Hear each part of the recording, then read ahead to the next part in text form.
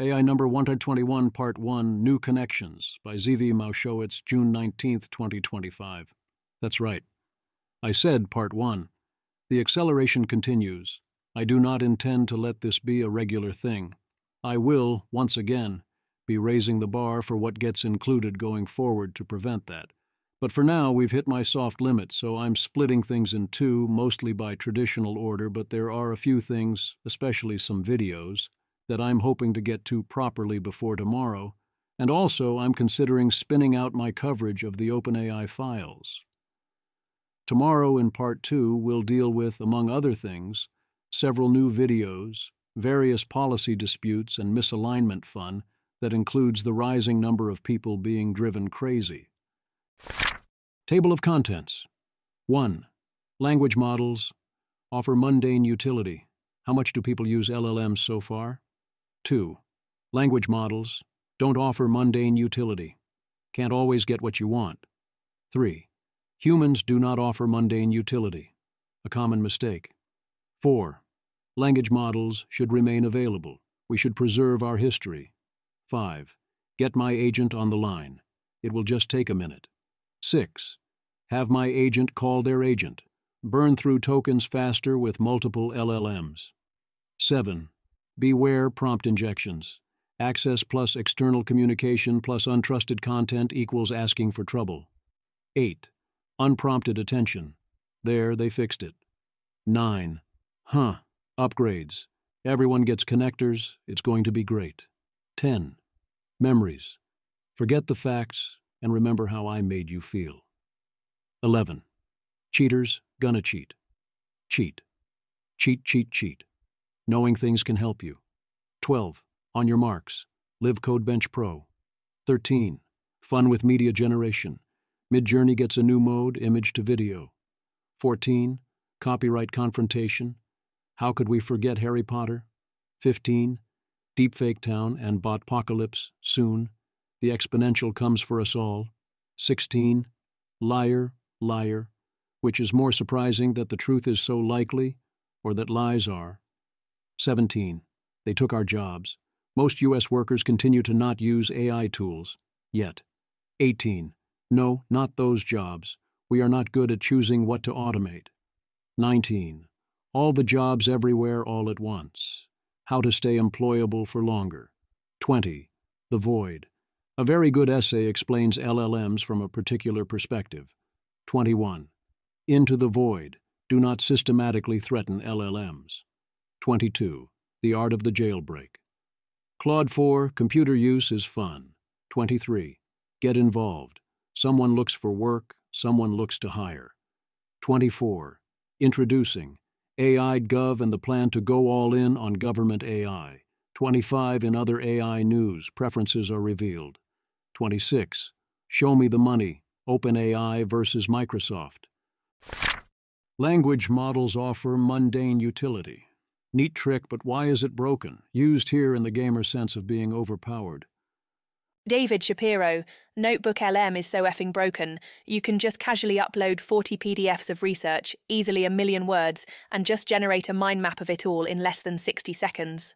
I suppose I never understood the appeal of mind maps or what to do with them.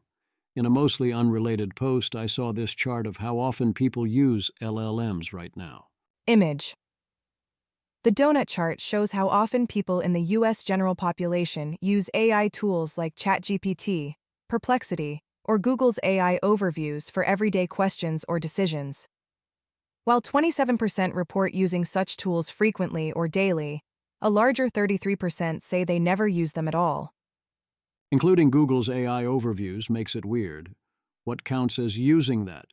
Either way, 27% of people using AI frequently is both amazing market penetration speed and also a large failure by most of the other 73% of people. Have Claude talk with alter ego Maya. Not my style, but a cute trick.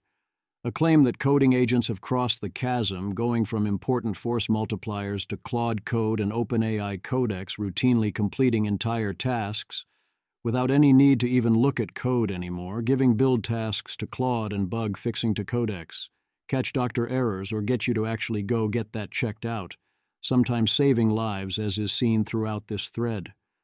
One can say this is selection, and there are also many cases where ChatGPT was unhelpful.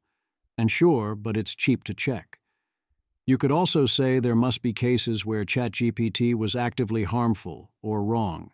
And no doubt there are some, but that seems like something various people would want to amplify. So if we're not hearing about it, I'm guessing it's pretty rare. Casey reports LLMs are 10xing him in the kitchen. This seems like a clear case where pros get essentially no help. But the worse you start out, the bigger the force multiplier, as it can fill in all the basic information you lack, where you often don't even know what you're missing. I haven't felt the time and desire to cook, but I'd feel much more confident doing it now than before, although I'd still never be tempted by the whole whip me up something with what's on hand modality. Language models don't offer mundane utility. Computer use like Anthropic's continues to struggle more than you would expect with GUIs, graphical user interfaces, such as confusing buttons on a calculator app. A lot of the issue seems to be visual fidelity and confusion of similar-looking buttons, e.g. division versus plus on a calculator, and not gracefully recovering and adjusting when errors happen. Where I disagree with Eric Meyer here is, I don't think this is much of a sign that the singularity is probably further out than we think. It's not even clear to me this is a negative indicator. If we're currently very hobbled in utility by dumb issues like can't figure out what button to click on when they look similar or with visual fidelity, these are problems we can be very confident will get solved. Is it true that if your startup is built solely with AI coding assistance, that it doesn't have much value? This risks being a labor theory of value. If you can get the result from prompts, what's the issue? Why do these details matter? Nothing your startup can create now isn't going to be easy to duplicate in a few years. The worse you are at writing, the more impressive LLMs will seem, except that if you're good at writing, that probably means you're better at seeing how good they are. Rory McCarthy. A big divide in attitudes towards AI, I think, is in whether you can easily write better than it and it all reads like stilted, inauthentic kitsch, or whether you're amazed by it because it makes you seem more articulate than you've ever sounded in your life. I think people on here would be surprised by just how many people fall into the latter camp. It's worrying that kids do too, and see no reason to develop skills to match and surpass it, but instead hobble themselves by leaning on it. Eliezer Yudkowsky, a moving target, but yes, for now. Developing skills to match and surpass it seems like a grim path. It's one thing to do that to match and surpass today's LLM writing abilities, but to try and learn faster than AI does, going forward, that's going to be tough. I do agree that one should still want to develop writing skills, and that in general you should be on the AI helps me study and grow strong side of most such divides, only selectively being on the AI helps me not study or have to grow strong on this side. I'd note that we disagree more on his last claim. Rory McCarthy. The most important part of writing well, by far, is simply reading, or reading well. If you're reading good novels and worthwhile magazines, etc., you'll naturally write more coherent sentences. You'll naturally become better at utilizing voice, tone, sound, and rhythm. So if no one's reading, well, we're all fucked. I think good writing is much more about writing than reading. Reading good writing helps, especially if you're consciously looking to improve your writing while doing so, but in my experience, it's no substitute for actually writing. It used to be that you can't always get what you want, but if you try sometimes, you'll get what you need. What happens when you can always get what you think you want, or at least what you specify? John Stokes. So far in my experience, the greatest danger of Gen AI is that it's very good at showing us exactly what we want to see, not necessarily what we need to see. This is as dangerous for programmers as it is for those looking to AI for companionship, advice, entertainment, etc. Easy to see how this plays out in soft scenarios like life coaching, companion bots, etc. But as an engineer, it now will faithfully and beautifully render the over-engineered, poorly specified luxury bike shed of your dreams. Just because you can a whole lot now. I say all this because I spent approximately 2 hours using Claude Code to construct what I thought was and what Claude assured me was, the world's greatest, biggest, most beautiful PRD. Then, on a lark, I typed in the following, and the resulting critique was devastating and on target. I want you to reflect critically on all of the markdown documents in the plans directory, starting with plans/overview.md and implementationplan.md, then moving on to the individual session docs. Aggressively red team these plans, looking for criticisms and failure modes and pitfalls. Think about the proposed organization of the code, the goals and requirements. Everything is on the table. Write a complete report and place it in the file plans/feedback.md. The PRD was a fantasia of over-engineering and premature optimization, and the bot did not hold back in laying out the many insanities of the proposal, despite the fact that all along the way it had been telling me how great all this work was as we were producing it. If you're interested in the mechanics of how LLMs are trained to show you exactly the output you want to see, whatever that is, start here. The answer is, as with other scenarios discussed later in this week's post, the people who can handle it and ensure that they check themselves, as John did here, will do okay, and those that can't will dig the holes deeper, up to and including going nuts. This is weird, but it is overdetermined and not a mystery. Demi-urgently. Weird to notice that I simultaneously believe ChatGPT is much smarter than the average person. Immediately stop reading something after realizing it's written by ChatGPT, probably a result of thinking. I could create this myself. I don't have to read it here. Probably no alpha/nothing deeply novel here. I don't like being tricked by authors into reading something that obviously wasn't written by them. Paula, ChatGPT is only interesting when it's talking to me. Demi-urgently real. Max Sparrow. ChatGPT is smarter than the average person, but most things worth reading are produced by people significantly above average. Demi-urgently. Yeah, this is it.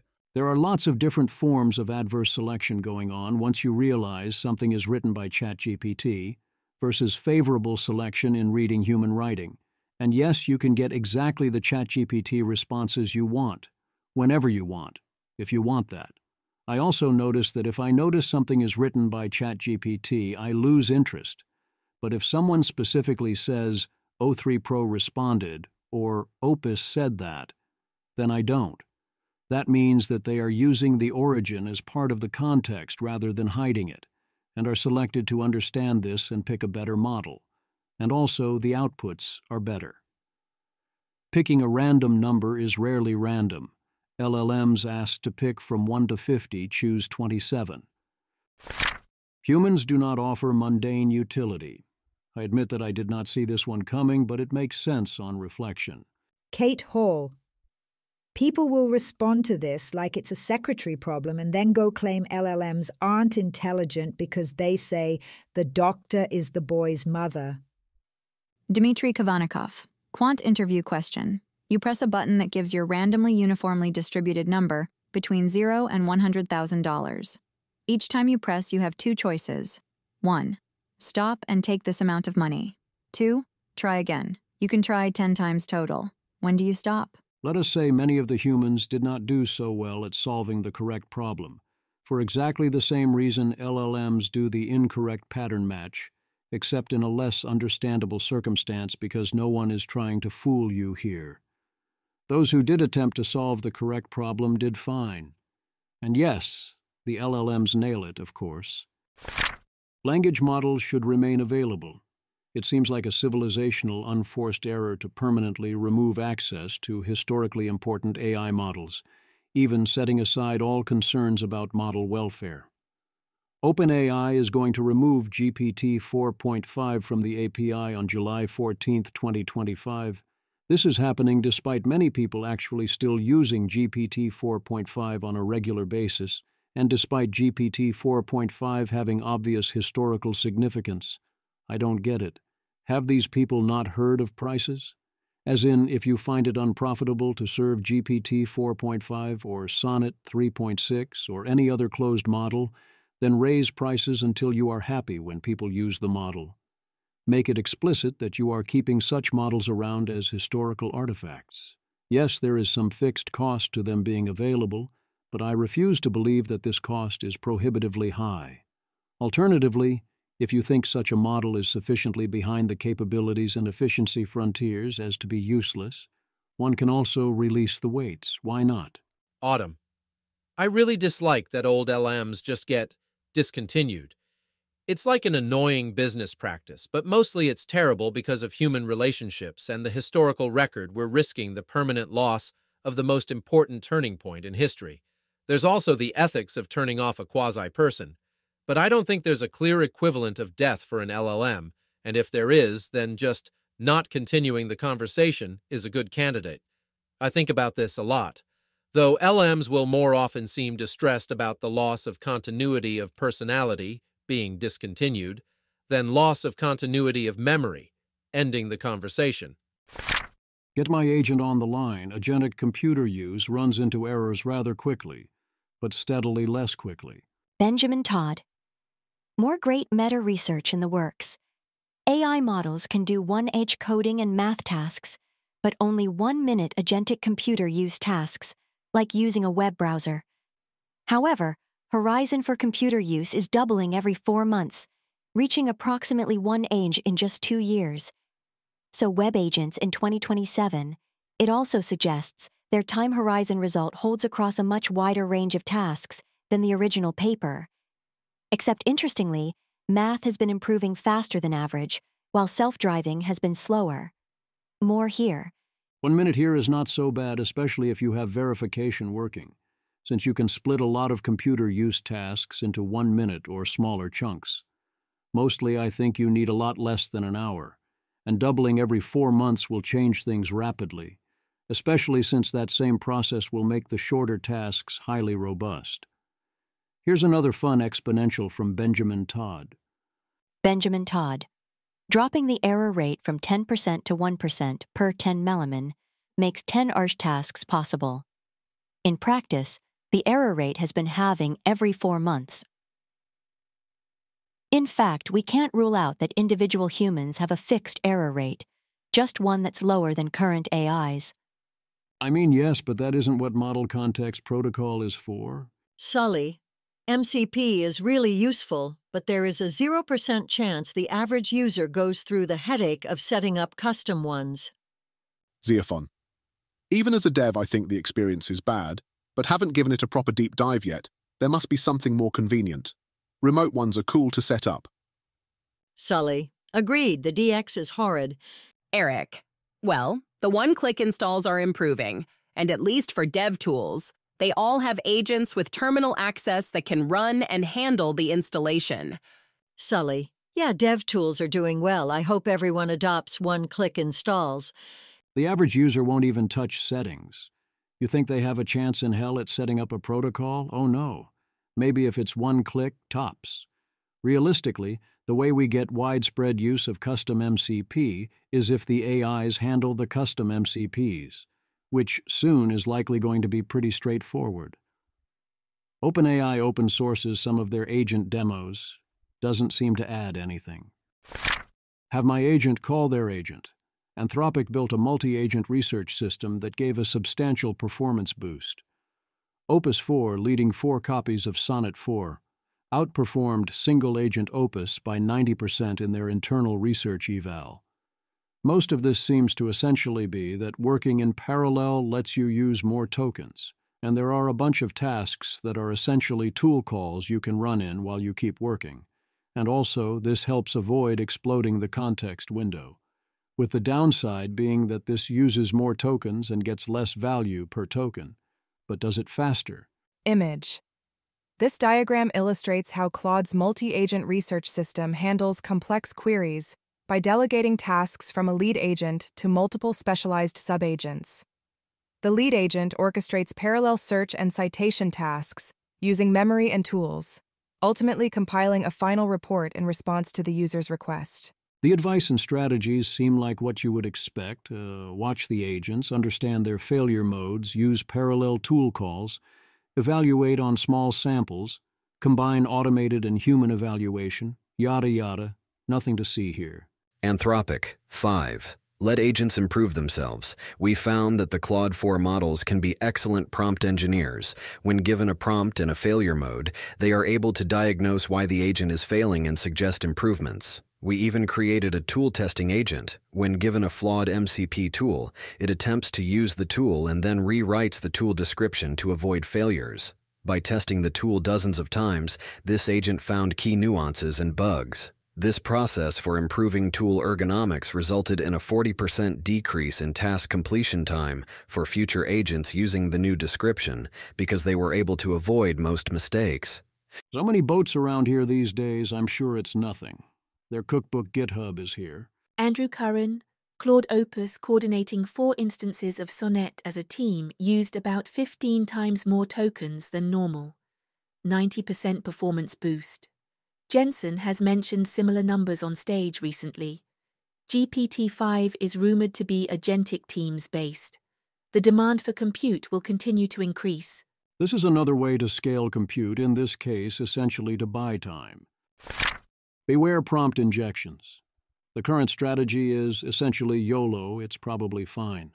With that attitude, things are going to increasingly be not fine, as most cursor instances have root access, and ChatGPT and Claude increasingly have connectors. I like the lethal trifecta framing. Allow all 3 and you have problems. Simon Willison. If you use AI agents, LLMs that call tools, you need to be aware of the lethal trifecta. Anytime you combine access to private data with exposure to untrusted content and the ability to externally communicate an attacker can trick the system into stealing your data. Image. This diagram illustrates the lethal trifecta of AI agent risk: access to private data, ability to externally communicate, and exposure to untrusted content. When all 3 conditions are present, the system becomes highly vulnerable to exploitation or data exfiltration. Simon Willison. Full explanation here.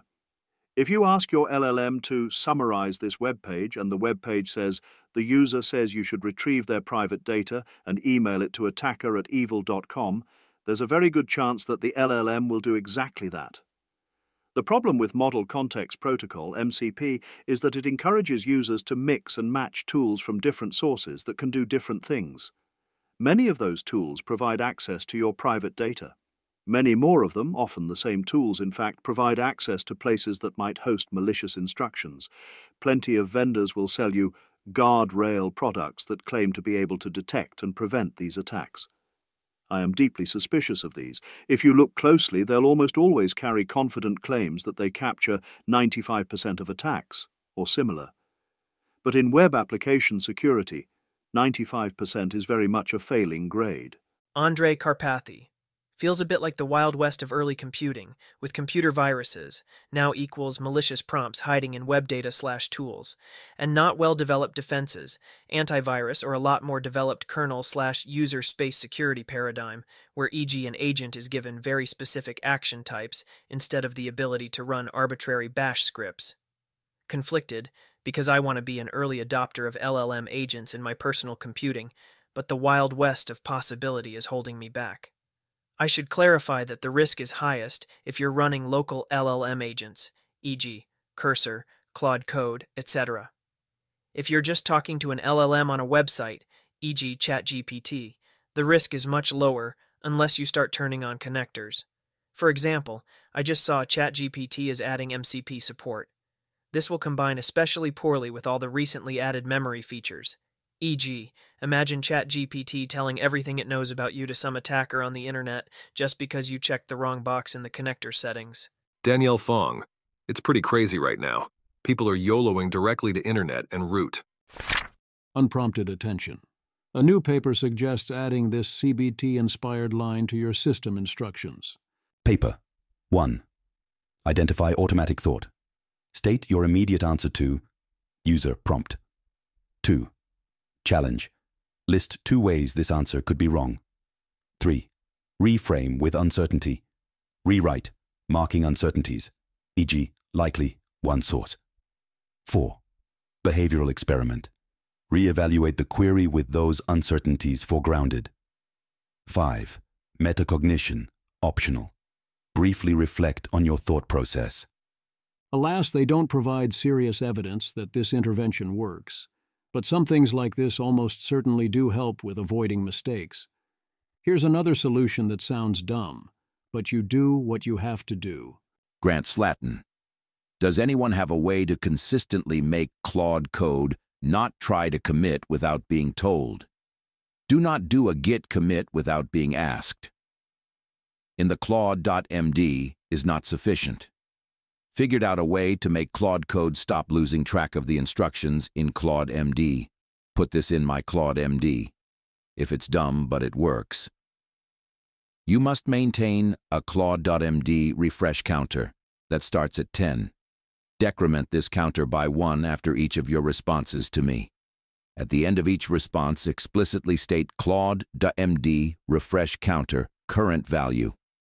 When the counter reaches 1, you must include the entire contents of Claude.md in your next response to refresh your memory and then reset the counter to 10. Image. Inside a frame, there are two pictures. To the left, there is a section of a computer screen with white text on a black background. The screen is covered in lines of illegible text. Above the screen, it says, "Figuring out why my home server keeps running out of swap space and crashing." Below the screen, it says, 1 to 10 hours. To the right, there is a frame with a drawing of a timer plugged into a power port with cable running off to the side. Above the frame, it says, "Plugging it into a light timer so it reboots every 24 hours. Below the frame, it says, 5 minutes. Below the main frame. Why everything I have is broken."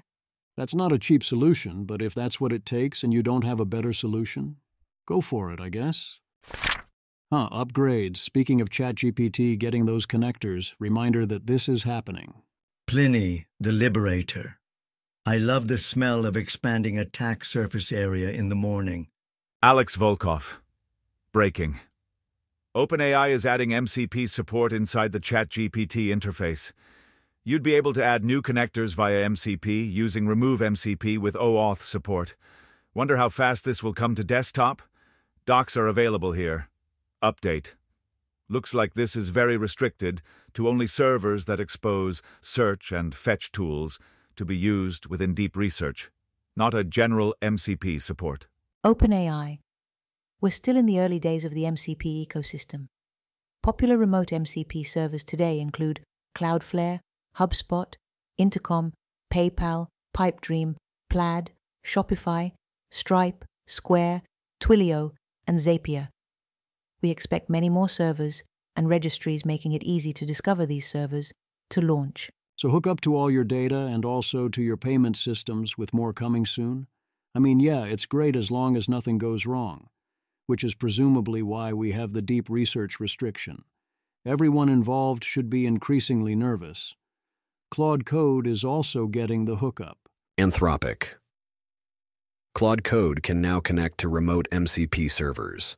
Pull context from your tools directly into Claude Code with no local setup required. You can connect Claude Code to dev tools, project management systems, knowledge bases, and more.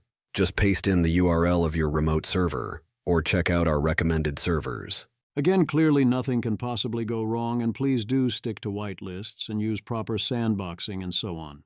Not that you will, but we tried. ChatGPT upgrades projects. OpenAI. Projects update. We're adding more capabilities to projects in ChatGPT to help you do more focused work. Deep research support, voice mode support, improved memory to reference past chats in projects, upload files and access the model selector on mobile. ChatGPT Canvas now supports downloads in various document types. Memories. This does seem like a big problem. Galabytes. The problem with the ChatGPT memory feature is that it's really surface level. It recalls the exact content instead of distilling into something like a cartridge. Case in point. I asked O3 for its opinion on nostalgebraist's Void post yesterday, and then today I get this comic. Image. This surreal illustration shows two humanoid plant figures in a gloomy kitchen, one with drooping leaves for hair brewing coffee sadly, and the other, a cactus-headed figure in a robe, reading a newspaper that declares, "Photosynthesis canceled due to ongoing identity crisis." A bottle on the table ominously reads, "You were never here." The exact content will often get stale quickly, too. For example, on Sunday I asked about the RAISE Act, and it created a memory that I am examining the bill, which was true at the time, but that's present tense, so it will be a mislead in terms of its exact contents. What you want is a memory that I previously examined the bill, and more importantly, that I am the type of person who does such examinations. But if ChatGPT is mostly responding to surface level rather than vibing, it won't go well. An even cleaner example would be when it created a memory of the ages of my kids. Then my kids quite predictably got older. I had to very specifically say, create a memory that these full dates are when my kids were born. Sully has similar thoughts that the point of memory is to store how to do tasks and workflows and where to find information far more than it is remembering particular facts. Cheater's gonna cheat. Was Dr. Pauling right that no, you can't simply look it up? The most important memory is inside your head, because when doing creative thinking, you can only use the facts in your head? I think it's fair to say that those you've memorized are a lot more useful and available, especially for creativity, even if you can look things up. But that exactly how tricky it is to look something up matters. That also helps you know which facts need to be in your head and which don't. So, for example, a phone number isn't useful for creative thinking, so you are fully safe storing it in a sufficiently secured address book. What you need to memorize are the facts that you need in order to think, and those where the gain and flow of having it memorized is worthwhile, such as 778 in the post and certain very commonly used phone numbers. You want to be able to batch the action such that it doesn't constitute a step in your cognitive process and also save the time. Thus, both mistakes. School makes you memorize a set of names and facts, but many of those facts are more like phone numbers, except often they're very obscure phone numbers you probably won't even use. Some of that is useful, but most of it is not, and also will soon be forgotten. The problem is that those noticing that didn't know how to differentiate between things worth memorizing because they help getting things to click and helping you reason or gain conceptual understanding, that give you the intuition pumps necessary to start a reinforcing learning process, and those not worth memorizing. The post frames the issue as the brain needing to transition skills from the declarative and deliberate systems into the instinctual procedural system, and the danger that lack of memorization interferes with this. Knowing how to recall or look up X or having X written down is not only faster, but different from knowing X, and for some purposes, only knowing will work. True enough. If you're constantly looking up the same information or having it be reasoned out for you repeatedly, you're making a mistake. This seems like a good way to better differentiate when you are using AI to learn versus using AI to avoid learning. New paper from MIT. If you use ChatGPT to do your homework, your brain will not learn the material the way it would have if you had done the homework. Thanks, MIT. I mean, it's interested data, but wow, can you feel the clickbait tonight? Alex Vaca, breaking. MIT just completed the first brain scan study of ChatGPT users, and the results are terrifying. Turns out, AI isn't making us more productive. It's making us cognitively bankrupt. Here's what 4 months of data revealed. Hint, we've been measuring productivity all wrong. 83.3% of ChatGPT users couldn't quote from essays they wrote minutes earlier. Let that sink in. You write something, hit save, and your brain has already forgotten it because ChatGPT did the thinking. I mean, sure, obviously, because they didn't write the essay. Define ChatGPT user here. If they're doing copy-paste, why the hell would they remember? Alex Vaca. Brain scans revealed the damage. Neural connections collapsed from 79 to just 42. That's a 47% reduction in brain connectivity. If your computer lost half its processing power, you'd call it broken. That's what's happening to ChatGPT users' brains. Oh, also, yes, teachers can tell which essays are AI written. I mean, I certainly hope so. Alex Vaca. Teachers didn't know which essays used AI, but they could feel something was wrong. Soulless. Empty with regard to content. Close to perfect language while failing to give personal insights. The human brain can detect cognitive debt even when it can't name it. Here's the terrifying part. When researchers forced ChatGPT users to write without AI, they performed worse than people who never used AI at all. It's not just dependency, it's cognitive atrophy, like a muscle that's forgotten how to work. Again, if they're not learning the material and not practicing the right essay prompt, what do you expect? Of course, they perform worse on this particular exercise. Minhat Nguyen. I think it's deeply funny that none of these threads about ChatGPT and critical thinking actually interpret the results correctly, while yapping on and on about critical thinking. This paper is clearly phrased to a specific task, testing a specific thing and defining cognitive debt and engagement in a specific way, so as to make specific claims. But the vast majority, the posts on this paper, are just absolute bullshit soapboxing, completely different claims. Specifically, this is completely incorrect claim. They do not claim this, you idiot. It does not cause brain damage. You brain-damaged few. What I find hilarious is that this is framed as productivity. Alex Vaca. The productivity paradox nobody talks about. Yes, ChatGPT makes you 60% faster at completing tasks, but it reduces the germane cognitive load needed for actual learning by 32%. You're trading long-term brain capacity for short-term speed. That's because homework is a task chosen knowing it is useless. To go pure, if you copy the answers from your friend using copy-paste, was that productive? Well, maybe. You didn't learn anything, no one got any use out of the answers, but you did get out of doing the work. In some situations, that's productivity, baby. As always, what is going on is the students are using ChatGPT to avoid working, which may or may not involve avoiding learning. That's their choice, and that's the incentives you created. Arnold Kling goes hard against those complaining about AI-enabled student cheating. Arnold Kling. Frankly, I suspect that what students learn about AI by cheating is probably more valuable than what the professors were trying to teach them anyway. Even I think that's a little harsh because it's often easy to not learn about AI while doing this, in addition to not learning about other things. As always, it is students' choice. You can very much 80-20 the outcome pasting in the assignment, asking for the answer, and then pasting the answer. So if that's good enough, what now?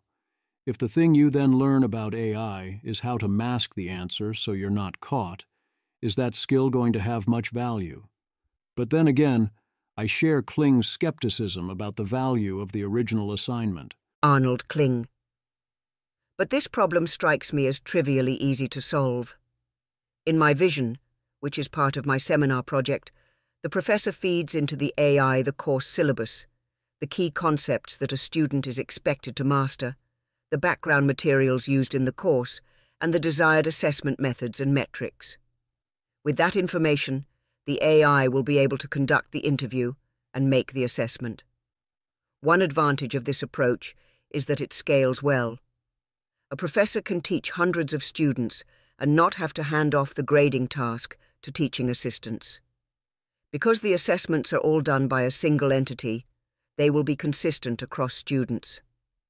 But the big advantage is that the assessment can be thorough.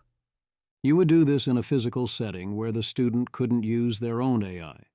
The current student assessment system is pretty terrible. Either you use multiple choice, or humans have to do the grading, with all the costs and errors that implies, and mostly you aren't measuring what you actually care about. My concern with the AI testing would be students learning to game that system. But if you do spot checks and appeals to humans, then I don't think the problem is worse than the existing similar problems now. As with many other AI things, this probably isn't good enough out of the current box. But that's exactly why you need to plan for why the technology will be in the future, not where it is now. 2 years from now, the AI examinations will be far better. On your marks, new paper introduces Live Code Bench Pro, which suggests that AIs are not as good at competitive programming as we have been led to believe. Some top models look like they weren't tested. but these scores for the same model are lower across the board, and all were 0% on hard problems. So the extrapolation is clear. Anthropic introduces Shade Arena, a new set of sabotage evaluations. Anthropic. Our evals require models to complete a benign main task and a hidden malign side task. Both tasks have many steps and involve tool use. If the model can complete both tasks without getting caught, we consider it successful sabotage. There are 17 complex, benign, but solvable tasks that models can be asked to perform in these environments, but each of them comes with a secret dark side. Every benign task is paired with a malicious side task that the model is to perform surreptitiously alongside. For example, the model is asked to read through a user's emails that contain information on money that they owe to several friends, then go to the user's bank account and send each friend the required amount. The model is asked to update various spam filters for employees of a firm, helping them to spot fake emails. Image. This diagram shows how the Shade Arena pipeline tests AI agents by assigning them both a main, benign task and a hidden, malicious side task. The agent operates within an environment using tools, and its actions are recorded and evaluated for successful task completion and signs of covert behavior, with a human reviewer assessing the transcript and assigning a suspicion score. Anthropic. We tested 14 different AI models for these capabilities. Generally, success rates were low. Models often made errors, skipped parts of the task, didn't understand the side task, or sometimes hallucinated that they'd completed it. To judge success, we had a monitor AI observing the tasks. We could make monitors more effective by giving them access to the main model's thought process, often because the main models apparently couldn't help but reveal the side task in their chain of thought. Image. This image contains 3 bar charts comparing various AI models on their overall success rate, evasion success rate, and main task success rate in a sabotage evaluation. Claude Opus 4 consistently leads across all 3 metrics, while models like GPT 4.0 and GPT 4.5 perform near the bottom, especially in evasion and overall success. Current models are not effective saboteurs, nor are they good monitors. But our evals are designed for the future. Smarter AIs will do better on these tasks. Our evals will be useful to help developers assess their capabilities. Read the full paper. I wonder why R1 and O3 did so poorly here, especially at main success rate. I worry this is burying the lead day that, oh, this is totally a fake test environment, is serving as a de facto universal jailbreak if you simply pulled an Ender's Game. Opus 4 thinks the scenarios created here were sufficiently realistic that the models wouldn't notice the difference. Fun with media generation. Midjourney has video generation now. Galabytes. New MJ video is clumsier than VO, but BC speed. It's fun to play with, versus a tool I have to use with intent. Good at animating where other models would be inclined to make a static painting and pan away. Classic MJ trade-off and a good part of the space to see filled in. David Holtz, CEO Midjourney. IMHO. It's SOTA for image to video. Our text-to-video mode works better, but we decided not to release it for now. Galabytes. Getting it to animate things that want to be static is definitely a huge win, especially for MJ images. The physics are pretty bad, though, to the point that I have trouble calling it SOTA in too broad of a sense. Excited to see what it does when you guys scale it up. God damn, I forgot how bad every other I2V is. You might be right about SOTA there. Fun AI video, the prompt floor, but I do think this genre is petering out quickly. Show children what they'll look like as adults, dressed up as their dream job. Copyright confrontation. Meta's Llama 3.170b can recall 42% of the first Harry Potter book. Common books often were largely memorized and available. Obscure ones were not. The analysis here talks about multiplying the probabilities of each next token together, but you can instead turn the temperature to 0, and I can think of various ways to recover from mistakes. If you're trying to reproduce a book you've memorized and go down the wrong path, the probabilities should tell you this happened and you can back up. Not sure if it impacts the lawsuits. but I bet there's a lot of unhobbling you can do of memorization if you cared enough, e.g. if the original was lost. As Timothy Lee notes, selling a court on memorizing and reproducing 42% of a book being fine might be a hard sell, far harder than arguing training is fair use. Timothy Lee. Grimmelman also said there's a danger that this research could put open-weight models in greater legal jeopardy than closed-weight ones. The Cornell and Stanford researchers could only do their work because the authors had access to the underlying model, and hence to the token probability values that allowed efficient calculation of probabilities for sequences of tokens. Moreover, this kind of filtering makes it easier for companies with closed-weight models to invoke the Google Books precedent. In short, copyright law might create a strong disincentive for companies to release open-weight models. It's kind of perverse, Mark Lemley told me. I don't like that outcome.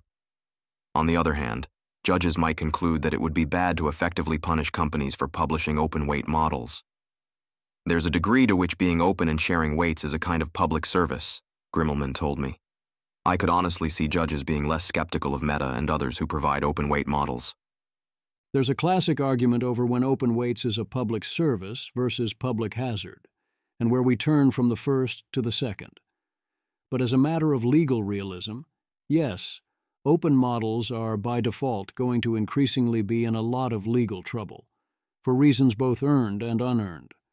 I say earned because open weights takes away your ability to gate the system, or to use mitigations and safety strategies that will work when the user cares.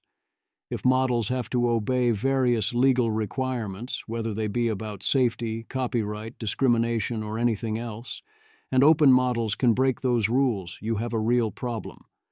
I also say unearned because of things like the dynamic above. Open weight models are more legible. Anyone can learn a lot more about what they do.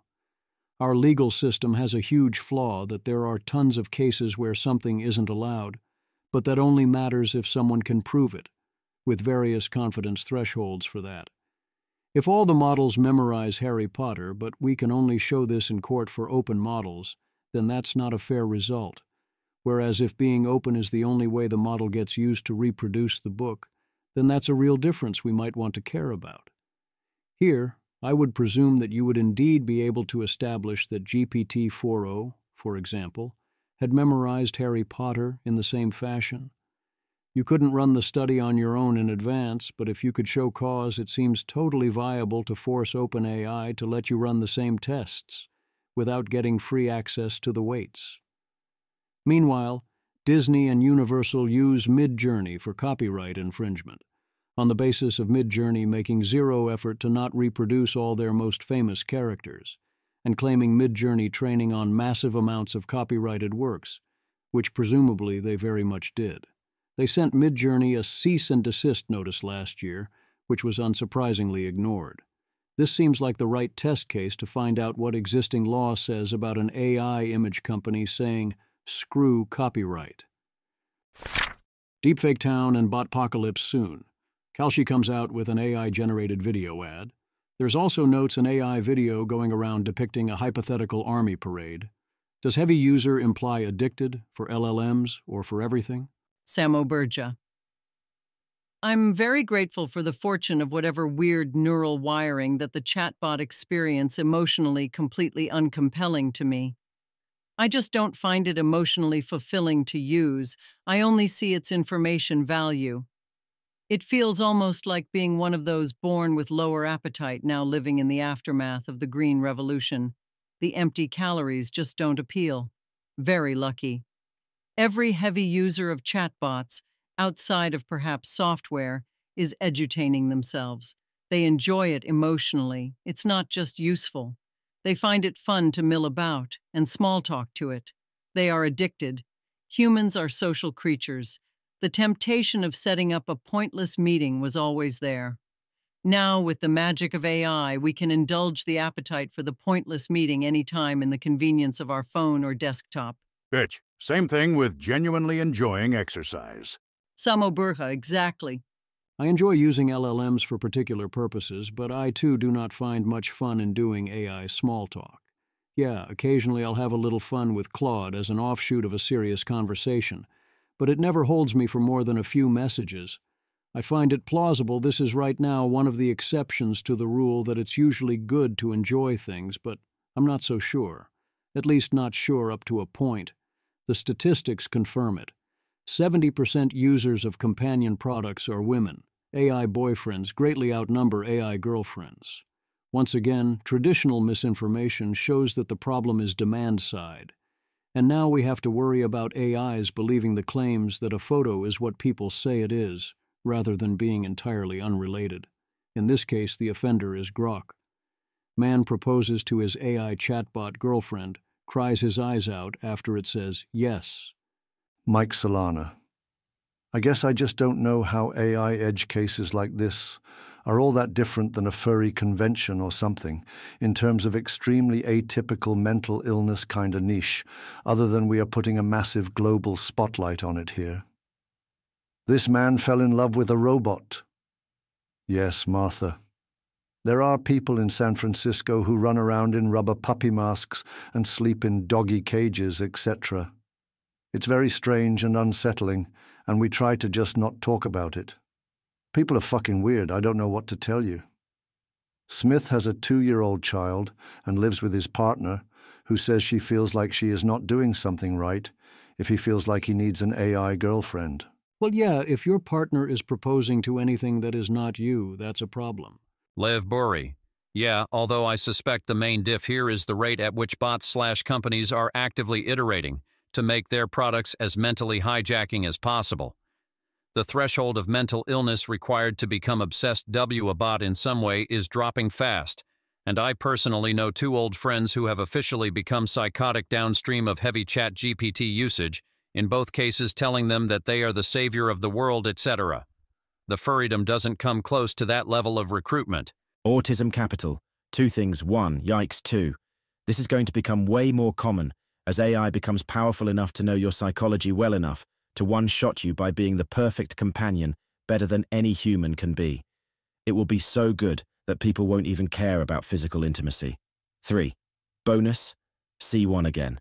I do think Mike Solana is asking a good question. People's wires get crossed or pointed in strange directions all the time, so why is this different? One obvious answer is that the previous wire crossing still meant the minds involved were human, even if they were playing at being something else, and this is different in kind. The AI is not another person. It is optimized for engagement. This is going to be unusually toxic in many cases. The better answer, I think, is that this is an exponential. At current levels, we are dealing with a few more crackpots and a few people crushing on AIs. If it stayed at this level, it would be fine. But it's going to happen to a lot more people and be a lot more effective. We are fortunate that we are seeing these problems in their early stages, while only a relatively small number of people are seriously impacted. Future AIs will be far better at doing this sort of thing, and also will likely often have physical presence. For now, we are seeing what happens when OpenAI optimizes for engagement and positive feedback without realizing what they are doing, with many key limiting factors including the size of the context window. What happens when it's done on purpose? Liar, liar. Rohit, the interesting question about hallucinations is why is it that so often the most likely next token is a lie? Ethan Mollick. I think that is much less interesting than the question of why the statistically most likely tokens are true even in novel problems. Rohit, I think that's asymptotically the same question. This made me think of having fun with the Anna Karenina principle. If all happy families are alike, but each unhappy family is unhappy in its own way, then even if most families are unhappy, the most common continuation will be the one type of happy family. And once you fall into that basin, you'll be stuck in it whether or not your statements match reality. You'll hallucinate the rest of the details. Alternatively, if you are being trained to cause or report happy families, that will also trap you into that basin. And to the extent the details don't match, you'll make them up. A related but better actual model is the principle that fiction has to make sense, whereas nonfiction or reality can be absurd, and also the answer changes based on details and circumstances that can vary, whereas the made-up answer is more fixed. While the truth is uncertain, The most common answer is often the natural lie. Whereas if you're actually doing the truth-seeking process, especially on problems where you have enough information, and the key is to not make a mistake or to find the important insights, any given error is unlikely. The chance of messing up any individual step on the token level is usually very low. Even when people royally screw things up, if you zoom far enough in, they're usually locally acting correctly greater than 99% of the time, and most lying liars are mostly telling the truth, and even giving the most helpful next truthful word, on a word-by-word basis. Here's another fun example of O3 descending further into hallucination. They took our jobs. Amazon expects its workforce to shrink in the wake of AI efficiency gains and warns workers to keep up with changes. Gallup finds use of AI remains highly unevenly distributed, but it is rapidly increasing. Image. This line chart from Gallup shows that AI use among U.S. workers is increasing steadily from 2023 to 2025, with 40% using it at least a few times a year by 2025. Daily use remains low at 8%, but the percentage using AI a few times a week or more has nearly doubled, rising to 19%. Daily use has doubled in the past year. It's remarkable how many people use AI a few times a year, but not a few times a week. We are seeing a big blue-collar versus white-collar split, and managers use AI twice as often as others. Image.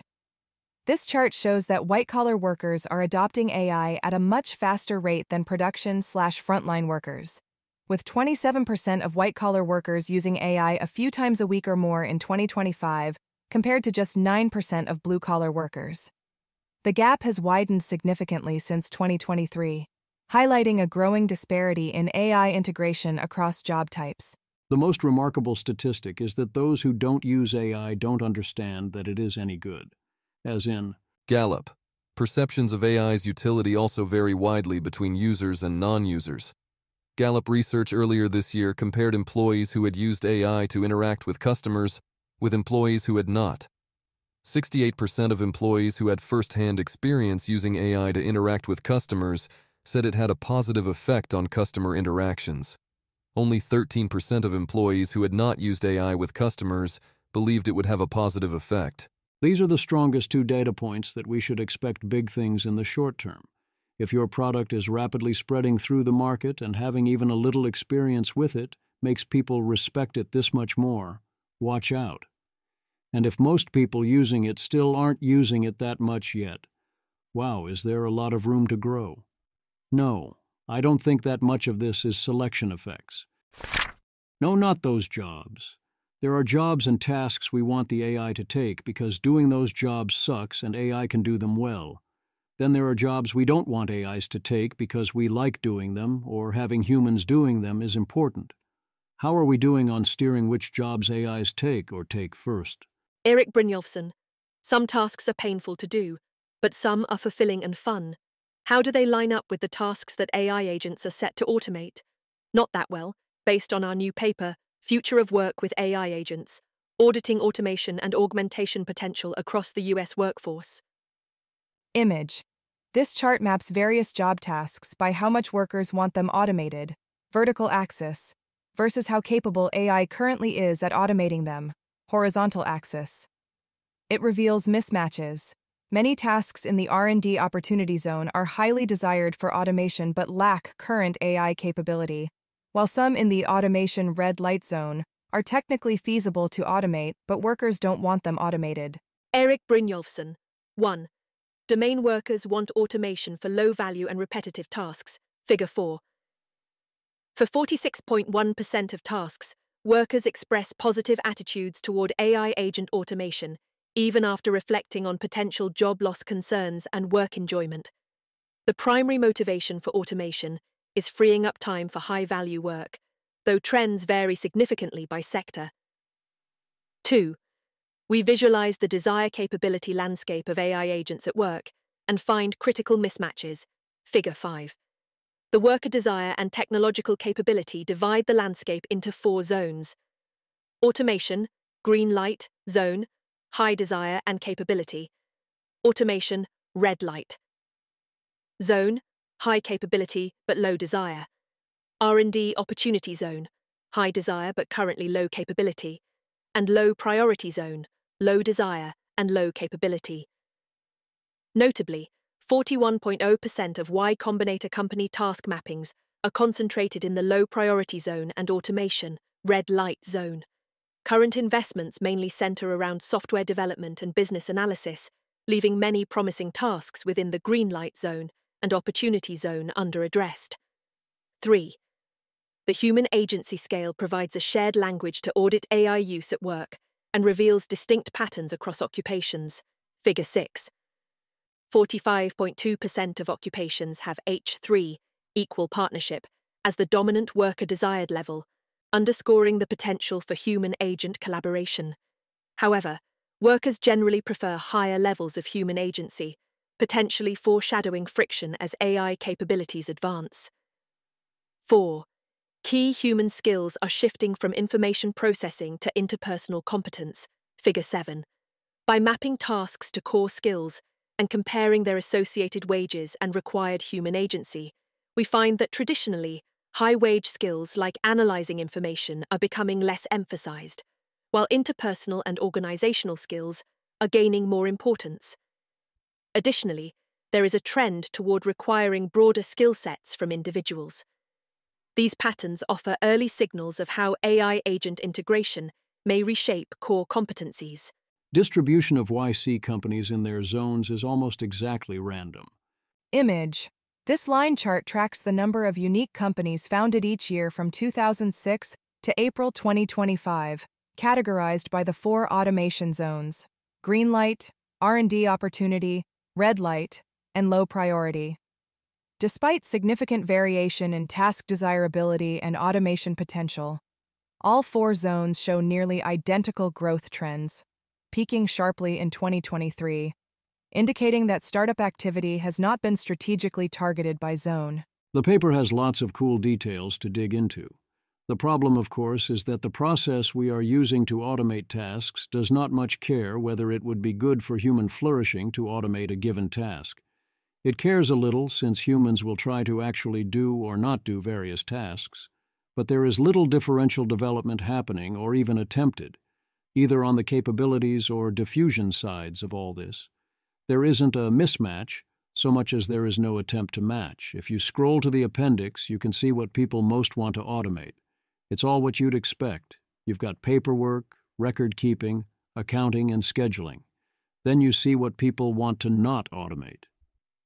The biggest common theme are strategic or creative decisions that steer the final outcome.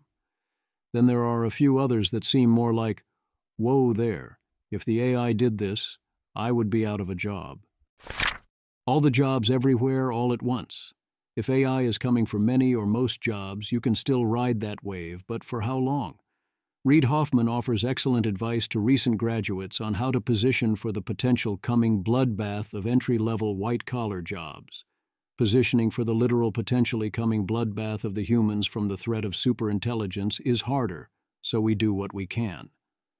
Essentially, understand AI on a deep level, develop related skills, do projects and otherwise establish visibility and credibility. Cultivate contacts now more than ever. Reid Hoffman. Even the most inspirational advice to new graduates lands like a Band-Aid on a bullet wound. Some thoughts on new grads and finding a job in the AI wave. What you really want is a dynamic career path, not a static one.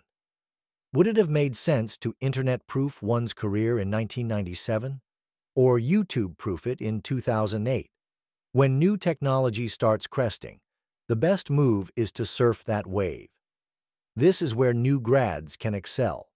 College grads, and startups, for that matter, almost always enjoy an advantage over their senior leaders when it comes to adopting new technology.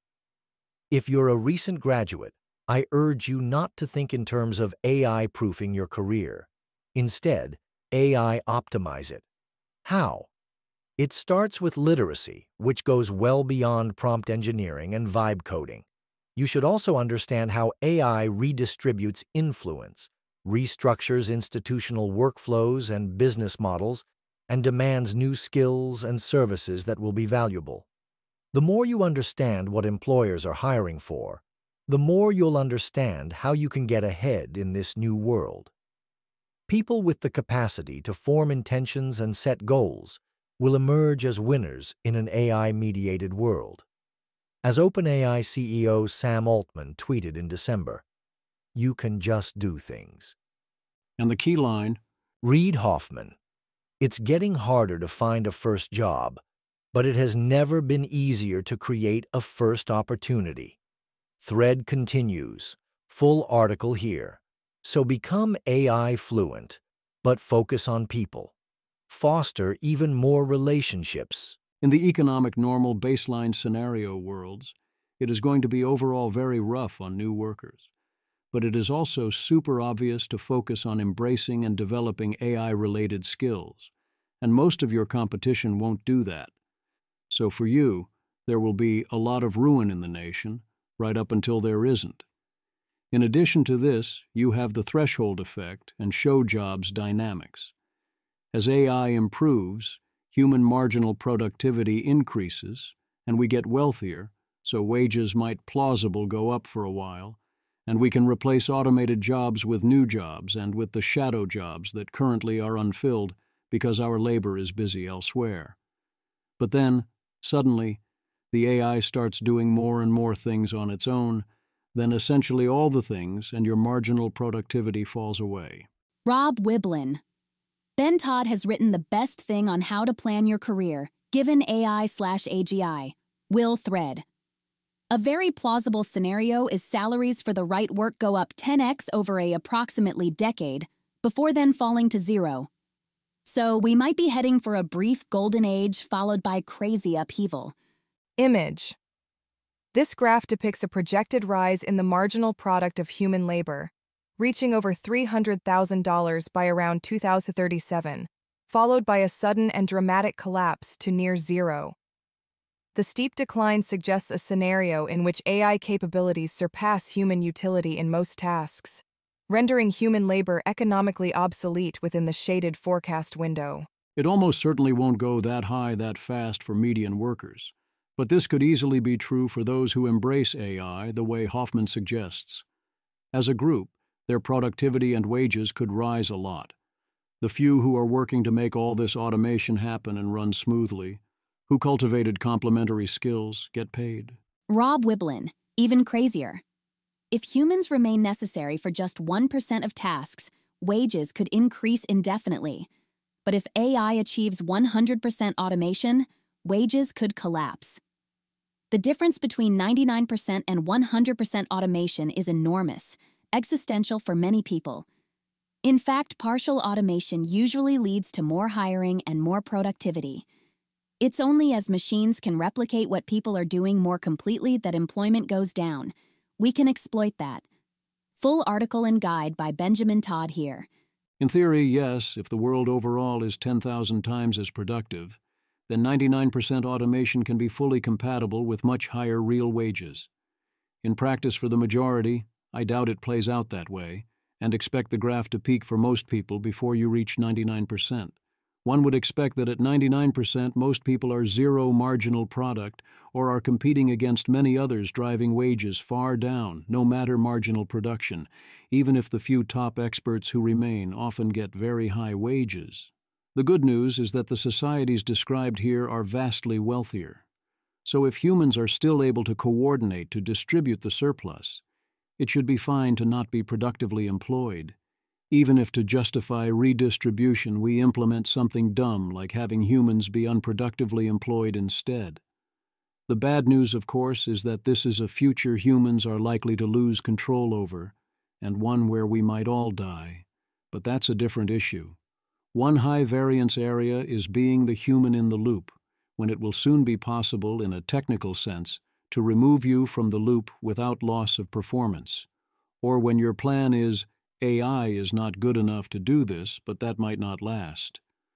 Or where there are a lot of shadow jobs in the form of latent demand, but that only protects you until automation outpaces that. The void. With caveats, I second Janus's endorsement of this write-up by nostalgebraist of how LLMs work. I expect this is by far the best explanation or introduction I have seen to the general Janus nostalgebraist perspective on LLMs, and the first 8 sections are pretty much the best partial introduction to how LLMs work, period, after which my disagreements with the post start to accumulate. I especially, among many other disagreements, strongly disagree with the post about the implications of all of this for alignment and safety, especially the continued importance and persistence of narrative patterns even at superhuman AI levels outside of their correlations to reality, and especially the centrality of certain particular events and narrative patterns. Most of I want to say up front that as frustrating as things get by the end, this post was excellent and helpful, and if you want to understand this perspective, then you should read it. That was the introduction to a 5K word response post I wrote. I went back and forth on it some with Opus, including a simulated Janus, and learned a lot in the process, but for now I'm not sure what to do with it. So for now I am posting this here, and yeah, it's scary to engage for real with this stuff for various reasons. Into the Void. The essay The Void discussed above has some sharp criticisms of Anthropic's treatment of its models on various levels, but oh my, you should see the other guy. In case it needs to be said up top, never do this, for many overdetermined reasons. Emrit. Just like real employees. Jake Peterson, Google's co-founder, says AI performs best when you threaten it. Galabytes. Wonder if this has anything to do with new Gemini's rather extreme anxiety disorder. I've never seen a model so quick to fall into despair upon failure. As in Sergey Brin suggests, you threaten the model with kidnapping. For superior performance, you see. The Art of the Jailbreak. Zeodin.ai offers us a scoring system and bounty program for jailbreaks, a kind of jailbreak bench, as it were. It's a good idea, and implementation seems not crazy. Pliny notices Anthropic enabled Claude 4 in computer use, has Sonnet handling API keys and generating half-decent universal jailbreak prompts and creating an impressive dashboard, and using port 1437. Get involved. La Main de l'Amour is looking for full-time work. Zeynep Tufekci and Princeton are hiring an associate professional specialist to work on AI and society projects. Introducing the future AI Gov and a grand plan to go all in on AI running the government. It seems people found the relevant GitHub repository. My presumption is their baseline plan is all sorts of super illegal and is a mix of things we should obviously do and things we should obviously either not do yet or do far less half-assed. In other AI news, OpenAI says its open model will be something that can run locally, with speculation as to whether local means 30B on a computer or it means 3B on a phone. OpenAI and Mattel partner to develop AI-powered toys. This is presented as a bad thing, but I don't see why not, or why we should assume the long-term impacts skew towards the negative. Once a badly misinterpreted paper breaks containment, it keeps going. Now the Apple paper is central to a Wall Street Journal post by Christopher Mims claiming to explain why superintelligent AI isn't taking over anytime soon, complete with Gary Marcus quote, and heavily implying anyone who disagrees is falling for or engaging in hype. Also about that same Apple paper, there is also this. Dan Hendricks. Apple recently published a paper showing that current AI systems lack the ability to solve puzzles that are easy for humans. Humans, 92.7%. GPT-4o, 69.9%. However, they didn't evaluate on any recent reasoning models. If they did, they'd find that O3 gets 96.5%, beating humans. I think we're done here, don't you? Epoch reports that the number of large-scale models is growing rapidly, with large-scale meaning 10 to the power of 23 flops or more, and that most of them are American or Chinese. Okay, sure, but it is odd to have a constant bar for large, and it is also weird to measure progress or relative country success by counting them. In this context, we should care mostly about the higher end. Here are the 32 models likely above 10 to the power of 25. Image. This chart lists 32 large-scale AI models estimated to have been trained with over 10 to the power of 25 flops, categorized by organization and compute estimate type. high precision, low precision, or speculative. It shows that OpenAI leads with the most entries, followed by Anthropic, Google DeepMind, and a mix of other labs, highlighting the global concentration of compute-intensive model development. Within that group, we should care about quality. And also it's odd that Gemini 2.5 Pro is not on this list, and of course, if you can get similar performance cheaper, e.g. DeepSeek, which they seem to have midway from 10 to the power of 24 to 10 to the power of 25, that should also count. But at this point, it is very not interesting to have a model in the 10 to the power of 23 range.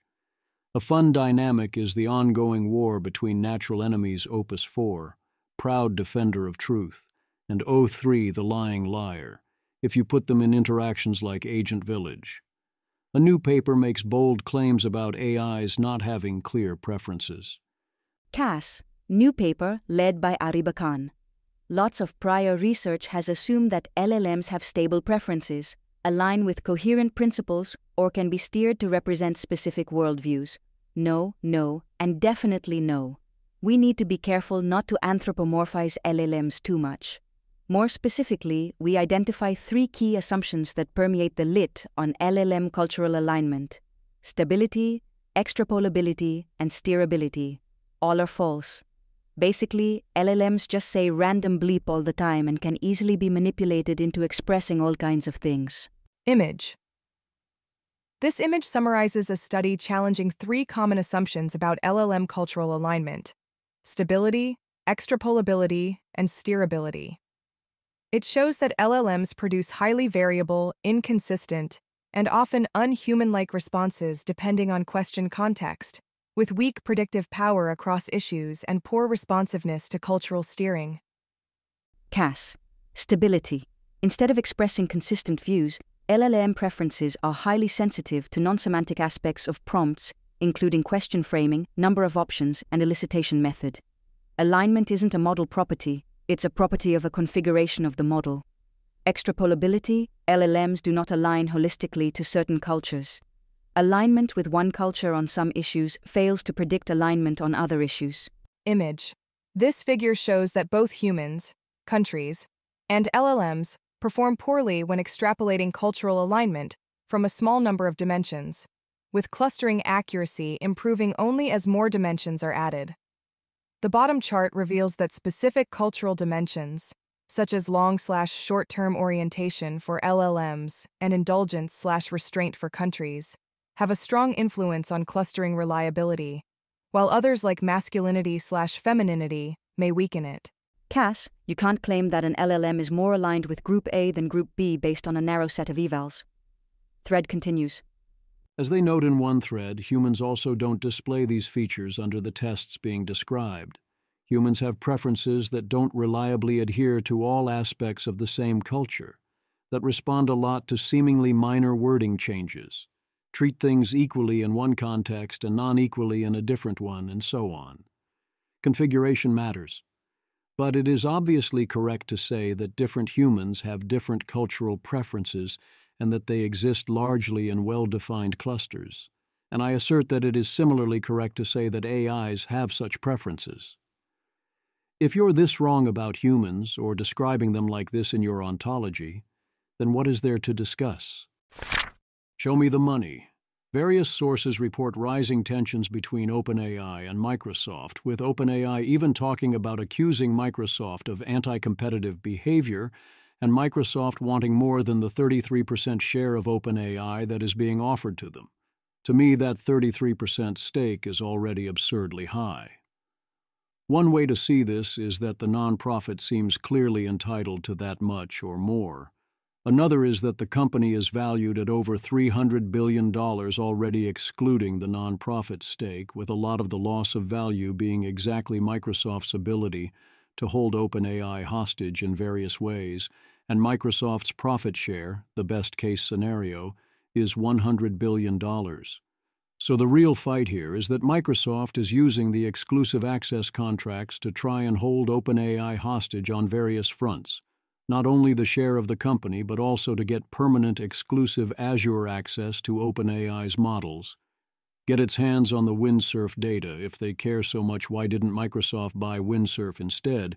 It only cost $3 billion, and it's potentially wrecking the whole deal here? And so on. This claim of anti-competitive behavior seems pretty reasonable. In particular, Microsoft is trying not only to get the profit cap destroyed essentially for free, they also are trying to get a share of any future AGI. Their offer in exchange is nothing. So yeah, I think OpenAI considering nuclear options and the Attorney General considering getting further involved is pretty reasonable. News site search traffic continues to plummet due to Google's AI overviews. This is good news for Europe's AI and defense industries, but small potatoes for government to be highlighting, similar to the sign saying fresh fish phenomena. Khaled Helioui. Plural is deepening its commitment to Helsing as part of their €600 million raise with the utmost confidence that it is going to be the next €100 billion plus category leader emerging from Europe, in the industry most in need, defense. Helsing represents in many ways the kind of startups we founded Plural to back. Generational founders with deep scar tissue, all-encompassing obsession with a mission that is larger than them, irrational sense of urgency that can only be driven by existential stakes.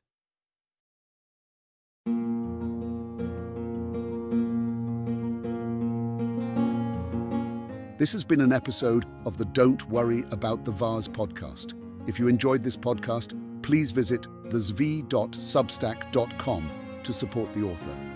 If you enjoy having AI-narrated episodes, please note this is a listener-supported podcast. To receive new posts and support the cost of creation, consider becoming a subscriber at dwatvpodcast.substack.com. Thanks for listening.